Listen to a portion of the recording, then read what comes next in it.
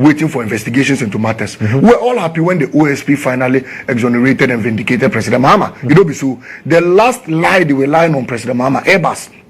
The OSP said President Mahama is a clean man, and every allegation labeled against President Mahama, because he knows he's a clean man, he subjects himself to investigation. But you see, the one I cry for most is Bawumia, because Akufo-Addo has 3 years immunity. As for Bawumia, even on the 8th of January, we can start testing his corrupt balls, and that will be done. The people of this country need accountability. Well, the party says it's incorruptible. There have not been any allegations that have been proven against Dr. Bawumia in terms of corruption. He's not a man that can be corrupted. President Akufo-Addo has told us himself that he believes in the competence of Dr. Bawumia and the fact that he's a man of his word. He's a man who has lived beyond expectation. It is because of the lies Akufo-Addo told us that we are suffering today as a country. It was Akufo-Addo who told us Bawumia was the economic wasket and the messiah and was going to arrest the dollar and capture the dollar. Today the dollar changes at 60 cedi. You know so. Akufo-Addo told us Bawumia was going to reduce fuel prices. Today a gallon of petrol is about 100, close to 100 Ghana cedi. You know so. So one of the reasons why we are suffering today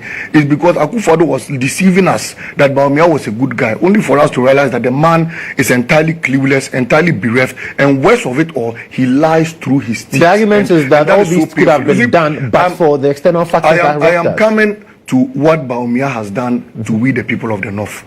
If I feel pain, you know why? The Bagri Dam has been spilled. Have you heard about it? It started consuming people's properties and lives and property. I sat in your studio here and I said that what the North will never forget is the wickedness of Alhaji Bawumia to his own people, the people of the Northeast. $12 million that was supposed to commence work on the Palugu irrigation dam. Bawumia and his cronies squandered the money. When they went to cut salt for the program, they took 1 trip of sand and 153 blocks. That sand has been sold to the local assemblyman. The last time I went there, they said 149 blocks were sold, and the people were begging me to buy the remaining 4 blocks.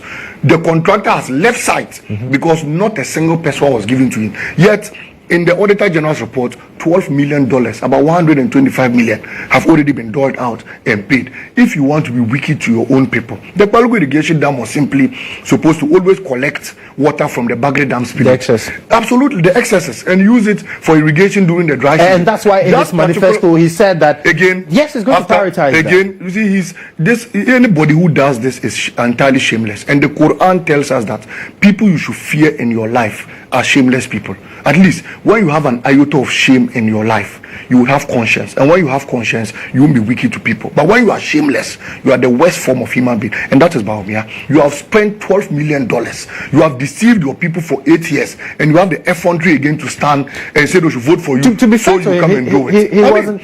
He wasn't president. My brother, he is not president. Then when he becomes president, so there's an executive decision that is taken that Dr. Bawumia does not have control over. You weren't president yet. You took 10,000 bags of rice from a businessman. That matter is still under investigation. The special prosecutor. And because of you weren't president. Investigation, you weren't president yet. Malik, we cannot conclude that you weren't president yet. You were taking $250,000 as appearance fee, and Charles Edubuahin said it. When the special prosecutor investigated it, he said Bawumia's corruption is so big that it goes beyond his office, and he was pleading with government to pass what we call the Corruption Practices Act, so we could finally sit Bawumia down and strip him naked. That matter is not dead. If Bawumia thinks that we've forgotten, we haven't. And on 9th January, his prosecution will begin in that particular matter. So we can term a lot of these things as allegations because the clearing agent will definitely clear them. But the day of reckoning is coming, and the youth of this country want to see accountability in some of these things. Let me come to the policies and projects of President Mahama. President Mahama, aside the 24-hour economy, has professed a national apprenticeship program. He's saying that young people struggle to get jobs, and young people who are learning informal jobs like tailoring, masonry, welding, fittery, mechanic, and all these things, painting, usually struggle to even buy little things to get enrolled. Upon assumption of office, he will set up a fund that will be used to support all these people. And when you graduate and finish your tenure, he will give you some small startup capital to go and start your work, so you could also become a master in this world. If we have enough human resource in this country, beyond even the demand of people in this country, we will start exporting some of those workers to go and work in other countries. Don't you see Chinese people working on our roads in Ghana? It's because the demand for masons have gone beyond their country. So today they get contracts in Ghana Ghana, and they come and work. We could also get contracts in other African countries. Ibrahim Mama is a private man, yet he gets contracts in other African countries. Currently, he's working in Liberia because the demand has gone beyond this country. So public demand can also go beyond this country, and we can emulate people like Mr. Ibrahim Mama and go into other African countries and work. We need human resource, and President Mama says we'll train them. There's going to be what we call a money your fund. President Mama says when drivers, when tailors, when hairdressers retire, they sometimes struggle. I know somebody who was very, very okay and very comfortable when he was working as a tailor. He's retired. Today, when you see his life, excuse me to say, it's nothing to write home about because his savings have all been consumed. President Mama says she will set up a fund so that when those people retire, he could be giving you those small stipends so that you would also enjoy your retirement till one day God calls you. Because when you were a tailor, you were serving the nation. You were sewing dresses for you and I could just sit in the studio here. So why is it that when you retire, government shouldn't support you? President Mama says would support all these people. 1 million coders training coders program for young youth in ICT. Mr. Mama says, look, the youth of this country are so smart that, look, even without government support to them, there are many people who create softwares, many people who are already working in the IT sector. So when he comes into office, we will set up a fund to train 1 million youth in ICT, and some of these youths that will be trained in ICT will work in government agencies through the 24-hour economy. Some of these people will be used as galamsey trackers through AI. That we said we'll use AI to fight galamsey. Some of these youths will be used to, fit into corridors that will establish online businesses for people to work and even work for multinational companies in this country. That is the vision of President Mahama to the young generation of this country. President Mahama says we'll set up a women's fund, and that was one of the reasons why he brought Professor Nana Jane. Women in this country struggle a lot. Look, the last time a woman was telling me that when you take loan from a private company, there are some of them that if your loan is due today and by tomorrow you don't pay, they'll come and start throwing stones on your roofing sheet and they'll frustrate you till you finally pay the loan. Why can't we have a public venture where women walk in freely, no guarantor system, get loans and start up their businesses? Look, when a woman's business thrives, she employs Ghanaian youth. She makes a living for herself. She will pay small taxes to government, and government productivity will also be boosted so that we can cut down on importation and rather focus on an export-led corridor. That is the vision of President Mahama, to give women small loans to start up their businesses. Free tertiary education for level 100. Talking about the Women's Development Bank, there are some who say we've seen semblance of that, where women or people are given loans, and we've seen how these things have turned out. Like you mentioned, in some private sectors, we see some companies going after the people who have taken loans and able to pay and all of those things. How different will that be when we have a Women's Development Bank? Because the argument is that we are likely to see these things play out in that sector also. Number one, the difference is that this is going to be a public venture. Number two, this is going to be strictly women. Number three, you will not need a guarantor system to come and take. Number four, the interest that you'll be paying back on the loans you've taken are going to be very little and regulated by government. Number five is going to be a flexible loan system. Number six, there's going to be assurance that when you go into the bank, you will get the needed money you need to start up your business. So this is entirely different from the private sector. Indeed, there are private schools, but there are public schools. And indeed, there are people who want to attend more public schools because they feel that is controlled by government, and they are highly trustworthy, and in anything you do, it is secured and you have the assurances. That is what the Women's Bank is going to represent. A public venture that will give women loans to start up their businesses and boost productivity in this country whilst employing well-meaning Ghanaians. And that has been the case with current interventions, where the accusation has always been that government rather targets people from their party, people who are sympathetic towards the party, and those are the people that get access. How different is this going to be so that we do not have a repetition of same? I'm happy you are bringing this up. It is because you have seen the NPP in power for 8 years, and you've seen their misconduct and their negligence. That is why you assume that all political parties do that. And it's well understood, because of course NPP came into office, even fertilizer that they share, they give it to their party apparatchiks. The last time somebody was telling me that my own good friend Chinia was one of the people who was exporting fertilizer on the back of a donkey. Fertilizers that were meant for his constituents. He decided to export them into Burkina Faso. Allegations again. And make money. I'm saying this, my integrity on the line. I'm Deputy National Communications Officer. When I tell you something, I say because I know what I'm saying. His own minister wrote a letter accusing him of smuggling fertilizer on the back of a donkey. I have copies of those letters. The then Agric Minister Akoto, I have copies of it. But I have said that as for that particular one, when we come, we would ask the donkeys where they took the fertilizer to. They will show us and we'll bring the fertilizer back and prosecute that man Chinia. But that aside, the NDC government was sharing free fertilizer when we were in office to cocoa farmers. The Ghanaian people saw how we shared it. We didn't discriminate. We gave everybody the fertilizers because we knew that if everybody plants and the cocoa grows, government will make profit for it. And that was how come the NDC even chalked 1 million tons in cocoa production. There are other policies the NDC brought into office when we were in government. And some of those things were freely shared to the Ghanaian people. Look, sometimes one of my pains as an NDC person is that there are many NDC people who even attacked the party because they felt the NDC government was too fair to Ghanaian people. You've been hearing it. NDC people saying that for NDC, when you come into power, you do father for all. You help everybody. You don't support only NDC people and leave NPP people. But when NPP comes, they support only their people. People have been attacking the party. And John Mahama says he's been extricated of the father for all syndrome. Yes, and that is different from what the NPP is doing today. How so? President Mahama says he's been extricated because he will not, he will not do things that will see other people's lives go down whilst others grow. He will not run a family and friends government, of course. And he's saying that at this particular time, well-meaning Ghanaians who duly deserve to get what they aim will get what they aim. That is all he's saying. But so isn't that the father for all things? No, there's a difference. Regardless of where someone belongs or regardless of it, you're still a father to the person? Bawumia's brother, Abraham Bawumia, tendered for contracts to renovate the whole airport. His company was the weakest among all other companies. The weakest. All other companies that tendered were strong and had good experience. Yet, because Bawumia was his brother, they awarded the contract to him. Family and friends. Bawumia's brother tendered for a contract again at Teshi to reconstruct the Teshi roads. He inflated the contract and ballooned it to about 75 million.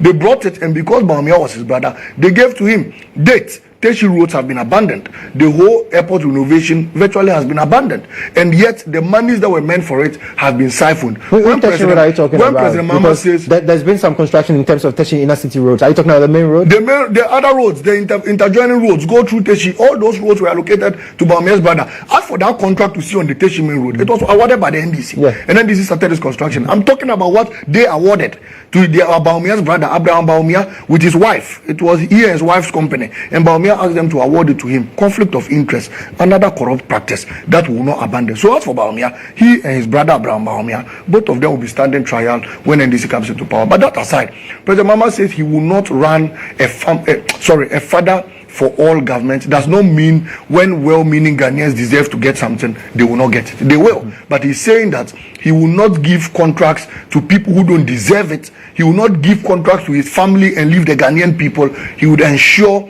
that everybody gets what he deserves and what is due under his administration. Look, contractors have not been paid.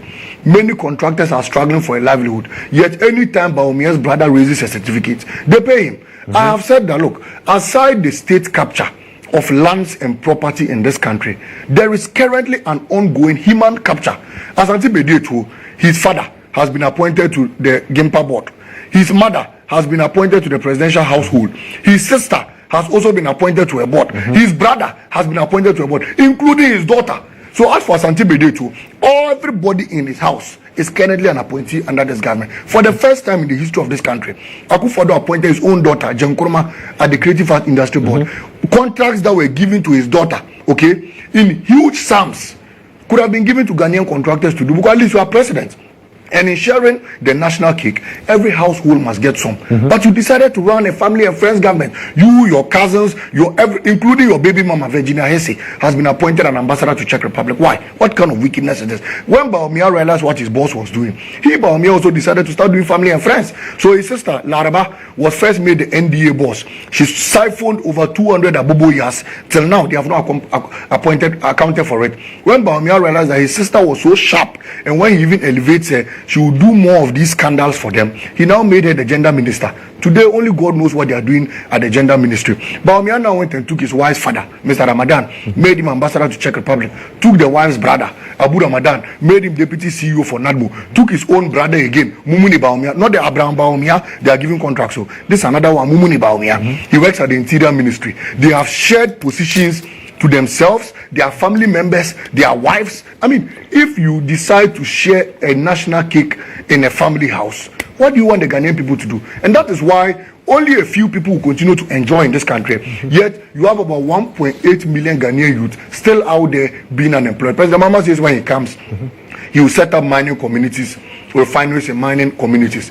So all mining communities will get refineries to work with and would continue to start producing and transforming our raw mining minerals into finished goods. Why can't we produce batteries in this country? We've discovered lithium at Mankesim. Yet countries will come and buy the lithium, go and produce the batteries, and come and sell to us again. President Mahama says that will be a thing of the past.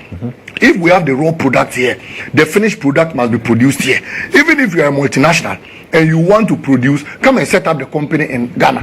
When you set up the company, you will definitely recruit Ghanaians, and then you can produce here and export to your country. We will no longer let you take the raw material to your country, go and work, bring it here and sell to us at high prices. Those days will be a thing of the past. Cocoa growing areas. President Mama says the best chocolate in China is chocolate from Ghana, which means that we could transform our cocoa into finished goods and also export chocolate to other neighboring countries. In 2015, I remember when President Mahama set up the BP shea nut factory to the PBC, we exported huge tons of shea nuts and shea butter to Brazil.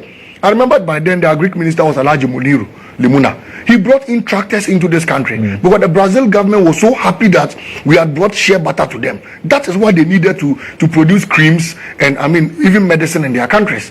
We exported to them. We got huge revenue and we got tractors in addition. Why can't we revamp the shea nut corridor of this country? President Mama did it. This government has come. They have collapsed the BP shea nut factory. The PBC, they have used corruption to finally collapse the entire PBC. So the Ghana Nuts company is virtually on its knees. They lay off workers for more than 3 years now. They cannot even pay their workers. That is the wickedness of this particular Akufo-Addo Bawumia government. Yeah, President Mama says when we come, we will not only revamp the shea nut factory, but cocoa refineries will also be set up. Farmer cooperatives. And my brother Kojo, next year by this time, let's go into farming. Because you see, farming is a lucrative, business. And no matter what you do, you can be a banker, you can be a doctor, but you can also have a supplementary farm. I know people who are doctors, yet they have pig farms and goat farms and cattle farms. And every weekend they will come and sell their meat in town. They make huge sums of money. I want to go into farming. I don't know about you. Next year by this time, let's go to the north, let's get land, and then let's set up farming. President Mama says he will give us free tractors to plow our lands, he will give us free seedlings to plant, and when we start boosting and getting a bumper harvest, he will clap for us and also reward us. That will increase the productivity of this country because we will supply raw materials to farm people in this country to produce finished goods. We will also supply food supplements for people to use in cooking food in their homes. Today, we import even pepper to a tune of 2.2 billion. We import tomatoes to a tune of 2 billion. The last time I checked, even wele we eat. We import it from Niger. Abba, Alabaraka. So we cannot rear cattle here. We cannot farm tomatoes. We can't farm onion. We can't farm pepper in this country. Next year by this time, you would have to change my name to Farmer Malik because I would be in the bush farming because President Mahama will give us incentives and ensure that the youth of this country go into adequate farming. But NPP says that's what they're doing with PFJ. The NPP says what? Planting for food and jobs. The plan after the plan. Rearing for food and jobs. So after that, we are importing pepper to 2.2 billion. After that, rice importation has risen to 4 billion.